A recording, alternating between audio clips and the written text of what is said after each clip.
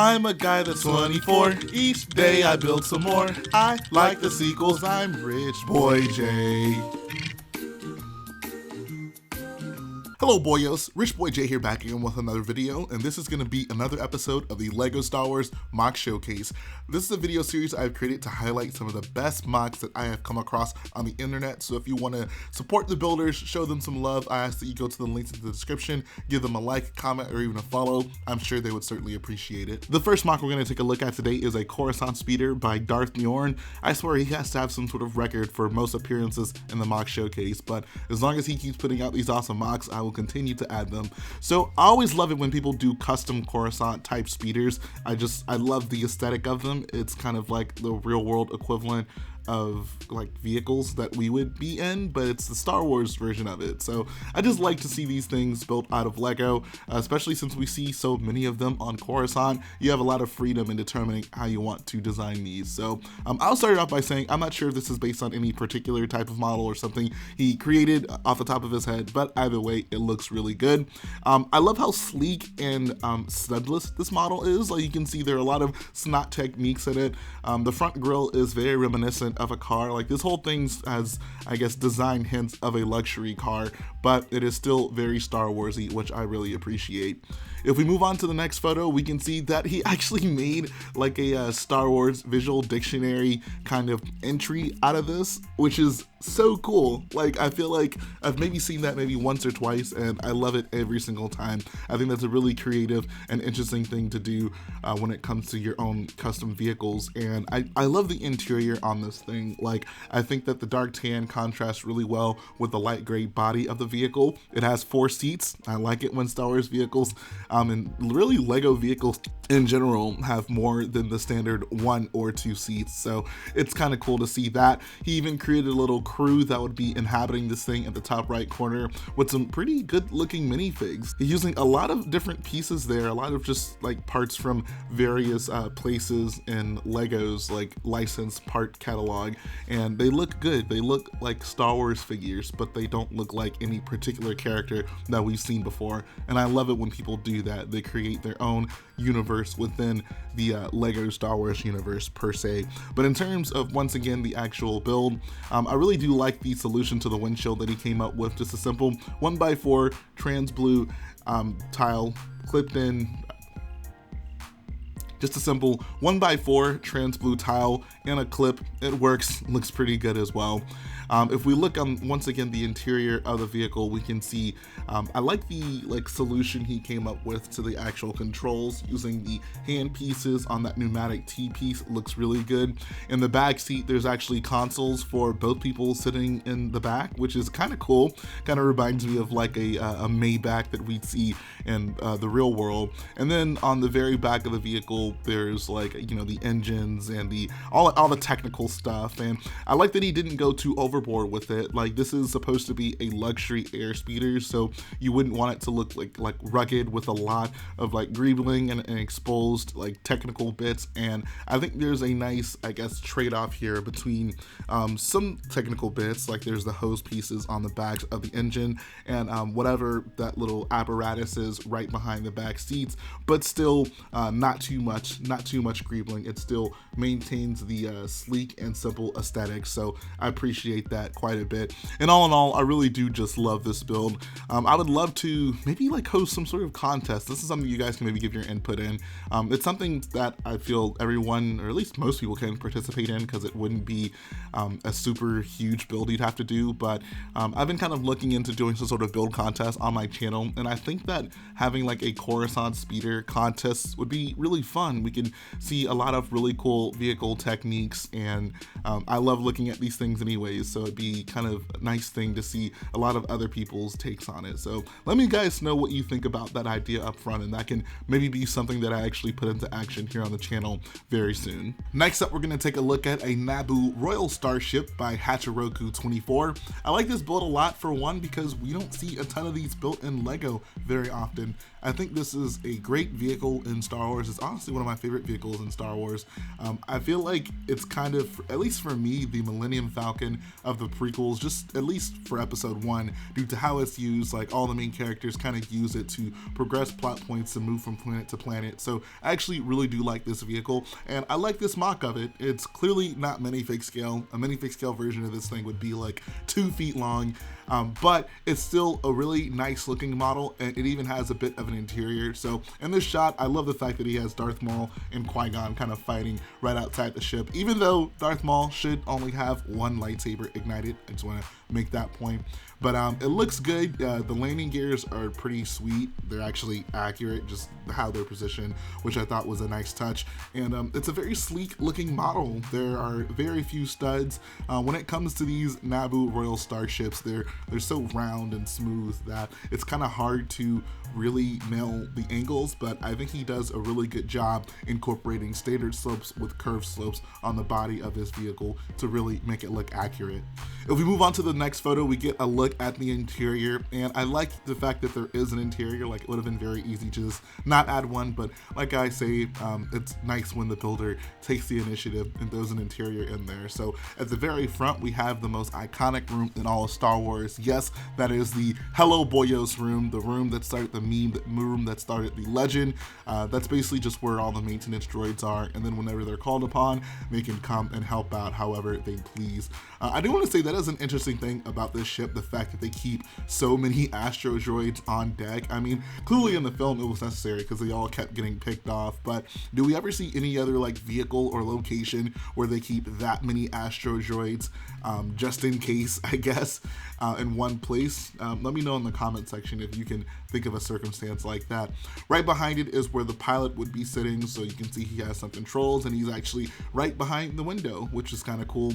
And then behind him is actually, I guess, the Queen's chambers, where it looks like Qui-Gon's back there, Padme dressed up as the decoy is back there, and then of course, Padme dressed up as a handmaiden, and then the decoy Queen Amidala is also back there as well. So I like this just build all together. It shows that, you know, if LEGO doesn't want to do a huge set on this vehicle, they can do something even this scale and still just, you know, have the vehicle in their catalog. I don't know if it's the fact that the ship is chrome and they don't want to have to make a ship that is just not the right color by going with light gray, but I still feel like, you know, if they're not going to do it chrome anyways, light gray is a perfectly reasonable substitute for it. Like, if you look on the Harley Davidson said they just released, that's supposed to be chrome, but they just substituted it with light gray, and they clearly had no problem doing that. So I would like to see that kind of thought process, I guess, transfer over to LEGO Star Wars, because this is a vehicle I think we absolutely need as a set at some point. But until then, we have great builders like Hachiroku to make sure that we have LEGO builds of it. So wonderful job on this build, man. This week's photography-based build is going to be by AC Pen. It is of Queen Amidala overlooking the Royal Palace, and I love this shot in the film. It's just a very artistic shot, one of the more artistic shots in the prequels in general, and there's just a lot to really take in here. I feel like the build techniques in this are more than we would expect for these photography based builds that I do here on this channel, so let's go ahead and dive into it. So for one, I think the lighting is incredible. The fact that there is a ceiling on this mock and all the light is pretty much coming through the windows makes a world of a difference when it comes to just how you take this mock in. I like the fact that there's a ceiling as well, because it just gives you more of a feeling of realism with this mock. I always make a point to say, when you're taking photos of mocks for photography purposes, if you can, I feel like it goes a long way to add the ceiling in there. It just makes such a big difference on really just immersing yourself in the photo as a viewer. So let's take a look at the ceiling. There's quite a few things up there to really talk about. For one, there are a lot of arms, just a lot of limb pieces kind of used as decoration up there, and a lot of battle droid heads as well. So that's kind of cool. Like, I love the usage of those parts that you would think are pretty specialized, but no, like, there's all types of things you can do with those. The chandelier build is also pretty cool. There's like the robot type arms with the gem pieces stuck in them for the lights, and that fixture just as a whole looks really nice and elegant per se. And then of course we have our queen at the bottom looking out the window, figuring out what she can do about this invasion. It just looks really good. This is a very good looking mock. I love the details on the floor floor as well. The tiles, the patterns, it all just looks very reminiscent of Theed. Really just takes you right into the film, especially during this scene. So AC Penn is a bit of a Lego Star Wars MOC legend. He has built some of the earliest MOCs that I can think of, so wonderful job on this build, man. This next MOC is by another Lego Star Wars MOC Showcase regular, Ben Cossy, and it is titled Taking the Separatist Cruiser.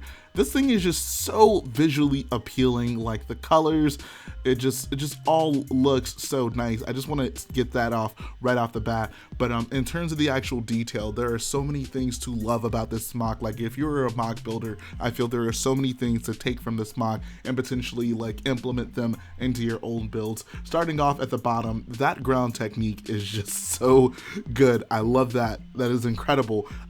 It looks like he has those grill tiles sitting in there with some like 1x2 tiles sitting like vertically between them, and it just makes such a beautiful pattern. Like it just looks so accurate, so real. Just, oh, I love that so much. What a wonderful design. That's the first time I've ever seen someone implement that, and that is something I will definitely want to use at some point in a MOC. It just looks so good. Also, there are 501st troops. Can't go wrong with some 501st troops in a MOC. That's always a positive. If we move further up, I really like the color scheme in this, right? Because this is supposed to be a Separatist cruiser, and he has just like the Separatist color scheme kind of sprinkled throughout the entirety of the MOC, and it's done in a very nice and tasteful way. Like he doesn't go overboard with the dark blue. There are just enough subtle hints to show you like, yes, we are on some sort of Separatist vessel. He has all the familiar heroes. We got some 501st ARC troopers to the either side of the MOC, as well as the three main heroes of the Clone Wars, Anakin, Obi-Wan, and Ahsoka. Looks really good there. One other thing I wanted to point out was the wall technique. I always make sure to point out the wall techniques because they just go a long way in inspiring builders, and this build is certainly no different. I love the fact that at the bottom the tiles are sort of angled in there. I think that looks really good, and then they're also angled at the top with cheese slopes. I think the usage of the bar pieces with the two cylinders at the top of the bottom kind of smashed into the walls also look good, and this is just generally a good looking wall pattern. If we look over in the corner behind Ahsoka, it looks like that's probably some sort of doors. I like the way those look as well, with the like steering wheel piece as well as the handlebar pieces in there. It's kind of hard to tell because the corner is a little dark, but it still looks really good from afar. And then there are like two panels also surrounding them that make it look nice as well. And then finally at the top of the MOC, we have these like neon green lights, which, I mean, if you're kind of designing something like this, like you might think, oh, that might stick out too much, but I feel it's just a nice looking kind of burst of color to make this MOC really pop. Like a lot of the colors are, you know, grayscale or the dark blue, so generally like dark-ish colors, kind of mundane colors, but then that lime green, or I'm sorry, the neon green at the top really does just make this MOC pop, and I love this thing so much. I would love to see this type of build expanded upon, especially just with the multitude of great building techniques that are used in it. And once again, man, that ground, that great technique on the bottom, like, oh, that just looks so nice. And the final MOC we're going to take a look at today is something I have been wanting to talk about for the longest time, and I'm glad I have finally gotten to it because this is a very special MOC to me. This is a Geonosis Battle MOC by Daniel Prelesnik. I've had the joy of talking to him on a few occasions. He's a very nice guy and clearly a very talented builder. So in terms of the actual build here, I want to give him props right off the bat for a few things. One, for acquiring enough dark orange pieces to do this. A lot of people who know me know that Geonosis, well, large-scale Geonosis specifically, is my dream MOC. That's the MOC that I would love to just put all of my time and resources into, but the lack of dark orange pieces in LEGO's parts catalog and just on the aftermarket in general makes something like that very difficult, so that's why I haven't really pursued that. But this guy said, screw it, I'm gonna do it anyways, and it came out very beautifully. The second thing I want to give him props for is acquiring this many of like the original clone minifigures and the original Battle Droid minifigures and the original Super Battle Droid minifigures. Like you can see the minifigs on this MOC aren't the newer versions of these figures. These are all basically the originals, which I think are fine. Like they're all still good looking figures, but man, how does one person get so many of these? That is just ridiculous. So this is just an overall picture of the MOC. You can see over to the left side, we have our Republic forces charging into battle. We got 2 Republic gunships in the sky. We got 2 ATTEs on the ground and a bunch of clone troopers surrounding them. It is just a very nice looking aesthetic. I just love the way this looks so much. Over to the right side, we have our battle droids, super battle droids. We got some Hellfire droids in the mix. We got some Geonosian starfighters flying up in the sky. We even have, looks like a dwarf spider droid down below. And then of course, really just the main big build in this entire MOC is that big Geonosis Spire over to the right side. And we're definitely gonna talk about that. If we move on to the next photo, we get a better look at the Republic side of things. Once again, you can just see, like, man, that is a lot of that original clone trooper. And you can see we have a few Jedi in the mix as well. We have Luminar to the the bottom middle of the MOC. Over to her right is Mace Windu, and if you look like above Mace Windu, you can actually see a very familiar face. Yes, Jedi Bob is in the fight. You know, the Separatists stand no chance with him in the mix. So looking at the ATTEs, I was really trying to figure out like what build that was. I think those are the Brickvault ATTEs, but maybe with a few of the colors swapped out. I'm not entirely sure, but like just by looking at it, that's what it looks like to me. Either way, it's a very good looking ATTE build, and I like the fact that he used a MOC for the ATTEs in this build because those look really nice right there. Also just like the use of the various slopes and wedge plates for the ground, just to give it a little bit more detailing. Like I said, dark orange is just such a difficult color to find bulk amounts of in LEGO, but he did the hard work and I give him a lot of credit for doing so. If we move on to the next photo, you get a better close-up look at Luminar in the mix, and I just love this photo so much, especially with all the clones surrounding her. It just like really puts you right into the battle, and we don't typically see like larger scale Geonosis MOCs, so just seeing this in LEGO I feel goes a long way. I also just noticed that he has megaphone blasters for all the clones, which is kind of cool. It's a little bit of a throwback there. If we move on to the final photo, we get a better look at that Geonosis Spire. And oh man, this thing is massive. The shaping of it is perfect, especially up top. Like that is such a feat to endure. It's kind of like an egg-shaped top of it, and I mean he's doing it with all wedge plates, like creatively angled to simulate the egg shape of the top of that spire, and it just looks incredible. Like I give him so much props for being able to accomplish something like that, especially at this scale. Like this thing is freaking huge. If you go down below, you can also see there's just a ton of greebling on this build as well, and it looks really nice. I love the hints of dark orange in there to represent maybe like some of it got sand swept, maybe it's actually supposed to be dark orange. I don't really know, but I just know it looks good, especially on Geonosis. And there's just like a lot of piping and a lot of bar pieces kind of used throughout it, and he still also maintains a very nice round shape on the bottom of this build. So all in all, this just by itself is just incredible. I really would love to see him maybe expand this MOC at some point and include a few of these, possibly one like with the gunship rockets heading towards it and possibly even exploding. That would be a really cool scene to recreate in LEGO. But all in all, I just love the fact that this guy went and just did a very ambitious Geonosis MOC. Like I said, finding this many dark orange parts is not easy, but he did it. He did it, and I really feel like that's inspired me to maybe look into doing Geonosis sooner rather than later. I've been trying to collect a bunch of clones just because I know this MOC is going to be one that I'd be doing at some point down the line. And looking at this definitely makes me realize it's more possible to do sooner than I would have thought it was. And that's going to finish up the video, guys. I hope you enjoyed checking out these MOCs as much as I enjoyed getting to show them off to you. Like I always say, if you want to show the builders some support, the links are in the description. They've done a wonderful job on these MOCs and they deserve all the recognition they can get. Also, if you like what I do, go ahead and support the video by hitting the like button, support the channel by smashing that subscribe button, and I'll be back again very soon.